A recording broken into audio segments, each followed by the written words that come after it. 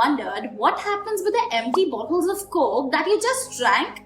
The glass is a pretty cool material. It is inert, which means it doesn't react with whatever is inside of it. But it also means that it doesn't decompose in landfills. It can take up to 1,000,000 years for a glass bottle to break down. But the good news is that they are also infinitely recyclable. So how exactly these glass bottles are manufactured in the first place? To learn the process, check out the link in the description. To recycle an already used bottle, it is firstly passed through a crusher, a revolving Dremel screen, and finally passed through a pulverizer. The final product that is highly grinded is sent to the manufacturing companies for the creation of new glass bottles. In the end, it reaches back to you in the form of a new Coke bottle. Exploring ways of reusing a product extends its life and can reduce the need to make more products, which takes 40% less energy than creating a new bottle. Make sure to like this video and subscribe to the channel for more. Thank you so much for watching.